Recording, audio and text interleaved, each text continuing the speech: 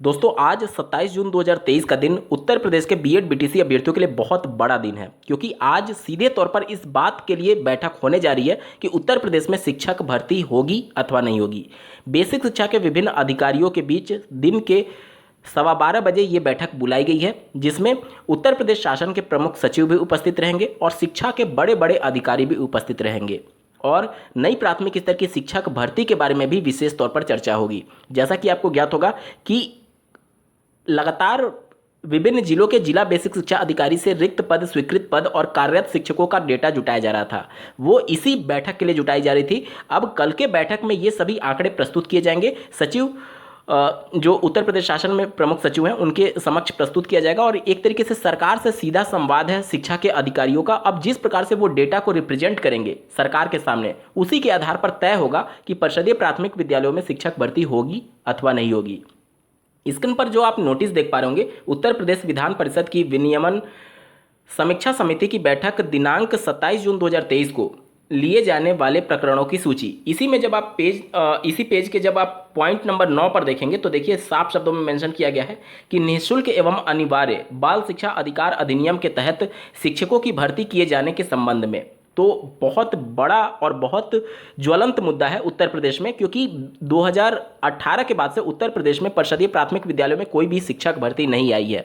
और 2018 के बाद से अगर आप देखें तो 2018 में जो लास्ट वैकेंसी आई थी उसमें जो अभ्यर्थी सम्मिलित हुए थे, डीएलएड 2015 बैच, यानी बीटीसी उस समय नाम था उसका, बीटीसी 2015 बैच सम्मिलित हुआ था। उसके बाद से DElEd 2017 batch, 2018 batch, 2019 batch, 2020 batch नहीं था, उसके बाद से 2021 बैच और अब 2022 बैच भी ट्रेनिंग ले रहा है। यानी कि टोटल 5 बैच धरातल पर आ चुके हैं। और अगर बीएड की बात करें तो बीएड के 6 से 7 बैच धरातल पर आ चुके हैं और इतनी भारी संख्या भीड़ हो चुकी है उत्तर प्रदेश में। बीएड बीटीसी लाखों की संख्या में टेट सीटेट क्वालिफाई होकर के बैठे हुए हैं, लेकिन पिछले 5 साल से अभी तक कोई भी वैकेंसी की जिक्र तक नहीं किया गया और पुरानी भर्तियों के आंकड़े प्रस्तुत किए जा रहे थे। 68,500 और 69,000 सहायक अध्यापकों को मिलाकर के 1,26,000 जो परिषदीय प्राथमिक विद्यालयों में माननीय सुप्रीम कोर्ट के आदेश के आधार पर फैसला दिया गया था, उसी पदों को केवल भरा गया है, अन्य कोई भी भर्ती नहीं की गई है। तो अब ये एक बहुत बड़ा मुद्दा है, क्योंकि आने वाले अगले साल में लोकसभा का चुनाव होना प्रस्तावित है और उत्तर प्रदेश में लोकसभा की सबसे ज़्यादा सीटें हैं। कहीं ना कहीं इनको साधने के लिए एक शिक्षक भर्ती पर राज्य सरकार विचार कर सकती है।